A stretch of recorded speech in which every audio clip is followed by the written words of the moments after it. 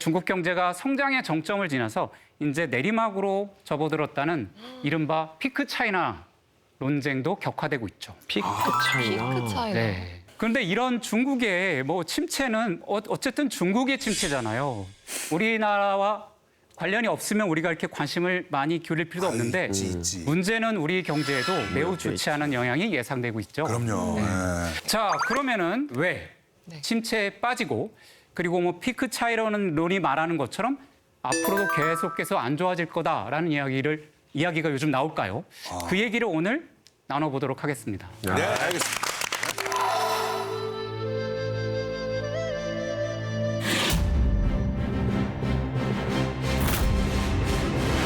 중국의 경제 위기가 심각해 보입니다. 중국 청년 10명 중 2명 이상이 실업 상태인데 최악의 취업난에 시달리고 있습니다. 중국 경제가 또 대형 악재를 만났습니다. 부동산 시장에서 문제가 터졌습니다.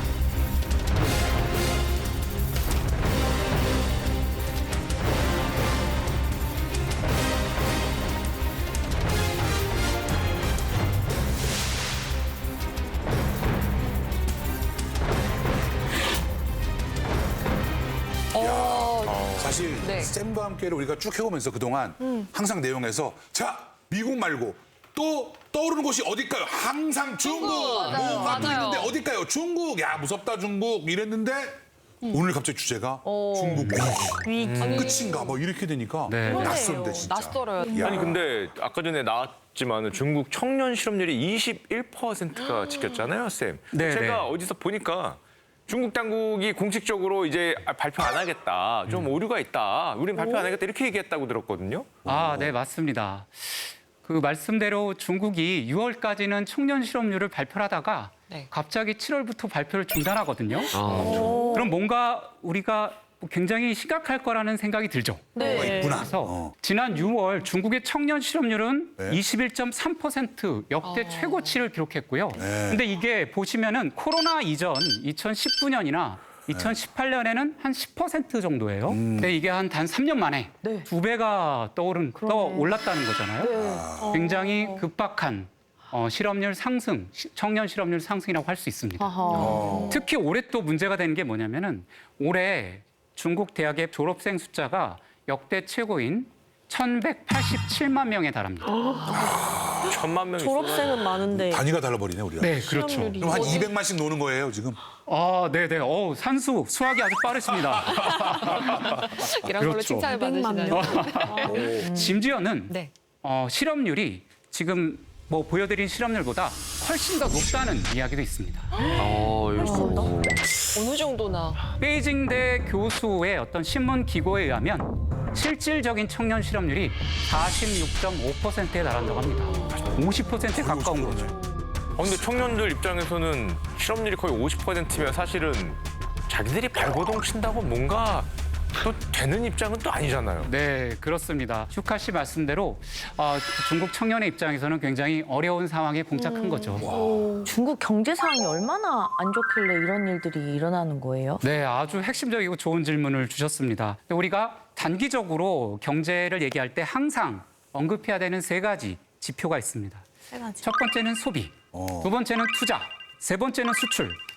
이 세 가지가 중요한 지표인데요. 중국은 셋 다 지금 현재 별로 좋지 않은 상황입니다. 하나씩 한번 짚어볼까요? 네. 첫 번째는 소비 위축인데요. 코로나 봉쇄로 인해서 경기가 너무 안 좋으니까 그 경기 회복을 위해서 3년간의 코로나 봉쇄를 풀었거든요. 소위 말하는 리오프닝이죠. 다시 연다. 네. 근데 이게 예상과는 달리 좀처럼 효과를 잘 보지 못하고 있습니다. 그거를 잘 보여주는 경제 지표를 하나 보여드리도록 하겠습니다. 바로 소비자 물가 지수죠. 어머나. 마이너스야? 마이너스? 뭐야 물가가 싸졌다는 얘기죠 지금. 보통 네. 다 반대 아닌가요? 다들 지금 어디 너무 저렇게 올라서 떨어진다고? 문제인 것 같은데. 이 그래프가 이렇게 계속 내려간다는 것은 그만큼 지갑을 안 연다는 뜻이에요. 네. 시장에 물건이 있는데 사람들이 엄청나게 가서 사려고 하면은 오르죠. 파는 사람들이 돈을 더 붙여가지고 비싸게 팔면서 물가가 올라가죠. 근데 이제 사람들이 직접 사는 것은 이 정도밖에 안 되면은 물건이 남고 재고가 쌓이면서 가격이 내려가죠. 물가가 떨어지게 되는 현상이죠. 그런 상황이라는 말씀. 그렇습니다. 요즘에 그 뉴스 보니까 베이징에 한 끼에 그 한 3위안 정도 되는 그런 음식을 판대요. 그게 한 500원, 600원 정도. 네, 나와요. 맞습니다. 근데 그게 그렇게 불티나게 팔린다고 합니다. 맛있나 보다.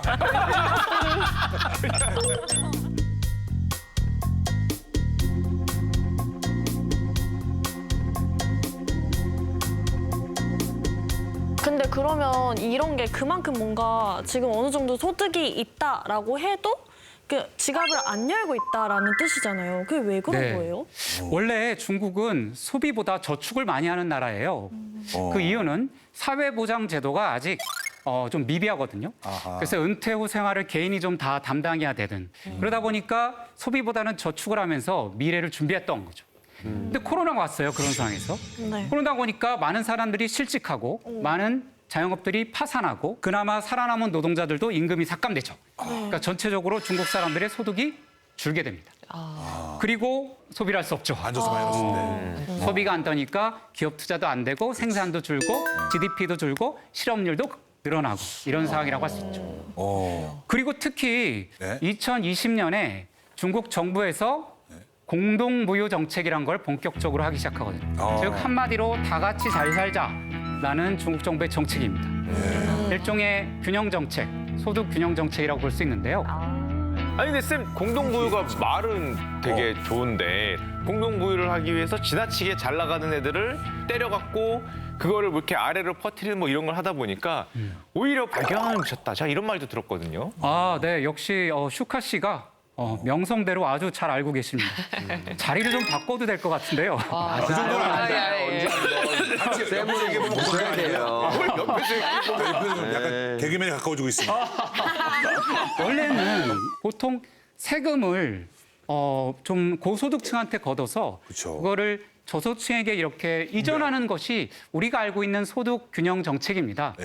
근데 중국은 빅테크나 네. 플랫폼 기업들이 있죠. 알리바바나 텐텐츠 같은 네. 네. 그런 독과점 체제를 기반으로 시장 지배력을 강력하게 가져왔던 기업들을 압박하고 견제하고 조사하고 이런 방식으로 공동부유 정책을 최근에 많이 벌려왔거든요. 아, 좀 뭔가 길을 강제적 죽인다 이런 느낌을 많이 받았는데 맞습니다. 그중에 대표적인 게 마윈 여러분 아시죠? 네. 네.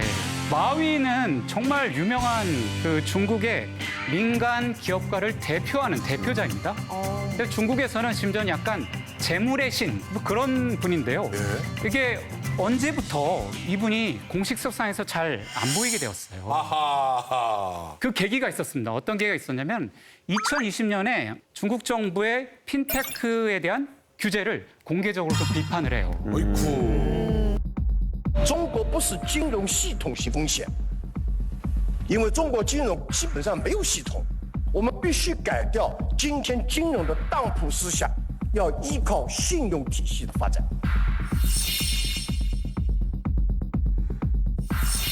그 다음에 어떤 일이 벌어졌냐? 알리바바 그룹은 6개 부문으로 분할됩니다. 그 한마디로. 그리고 치면은 진짜 무슨 저기 대재벌 총수까지 그냥 싹 다 날아가. 무섭네. 사업하기 힘든 동긴 하네. 네, 그렇습니다.